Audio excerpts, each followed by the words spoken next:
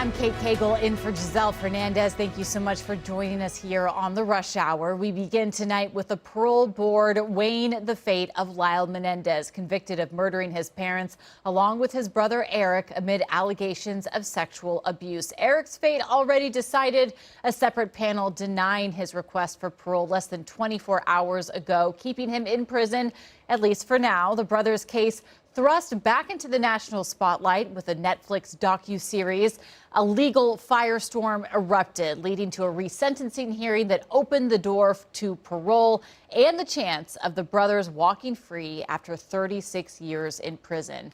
Jazz King leads us off live in the studio with Where Things Stand. Good evening, Jazz. Hey, Kate. So a lot similar things that happened yesterday with Eric's are kind of taking place at this time with Lyle right now. So what's happening is that the parole board and the members of the parole board that are looking over Lyle's case are actually different than the ones that were looking after Eric yesterday, but it's going to be the same type of flow. They're looking at, okay, what happened on the night of the crimes leading up to it? The brothers, particularly Lyle's, behavior after the murders were done and how they kind of were trying to pass off the responsibility. And then they're getting into what the brothers' behavior has been like in prison. And so that kind of cost Eric his freedom yesterday. The parole board talked about that in their final decision, that they caught Eric with alcohol, drinking alcohol behind bars, smuggling in cell phones.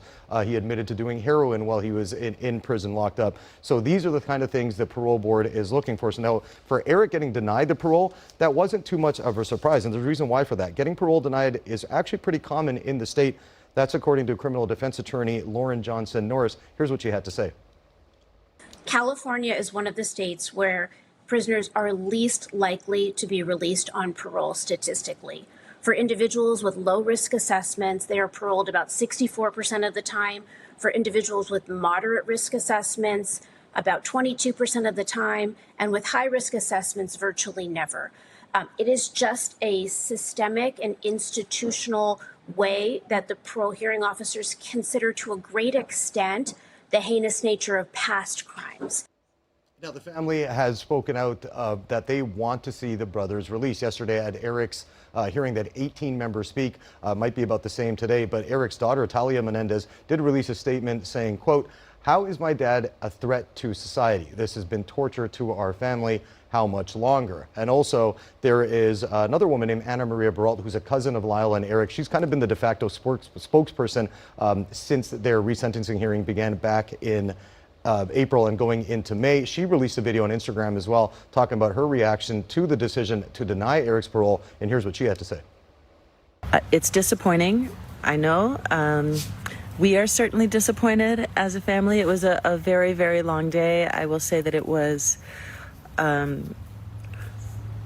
disappointment about the verdict aside. I was so incredibly proud of Eric. I was so moved by the man that he's become and the growth that he has shown.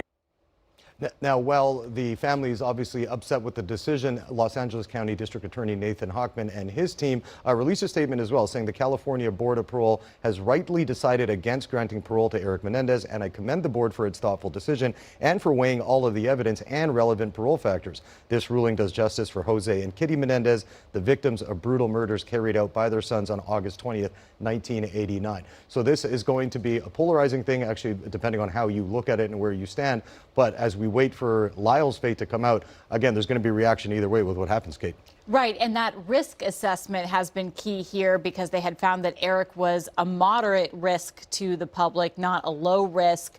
What happens if both brothers get denied this week? Well, speaking with the attorney there, Lauren, she said that if that's the case, that if Lyle goes under the same category as being a moderate risk, the likelihood is he's not going to get out. And so we have seen this kind of happen. The governor, actually, Gavin Newsom, ordered that critical risk assessment to take place for this particular hearing. And so if you're looking at that, the chances, as Lauren mentioned there, it's around 22% of people who have that designation end up only getting out. So you're looking at their chances are not very good at this point.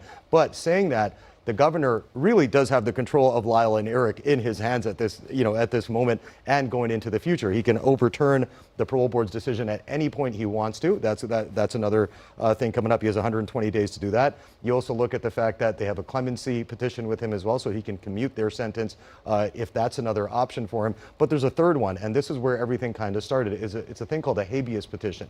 And what that means is they're looking at trying to get a new trial, because in that second trial, the defense team for Lyle and Eric say that that judge did not allow some of the evidence into the case in terms of with the sexual abuse allegations. So that's another option that Eric and Lyle might have if they're both denied. But again, we're going to have to wait and see what happens with the parole board in the coming minutes and hours here, throughout the night. So many different tracks this case could take, and you've been following each one of them for us. Thank you so much, Jas King.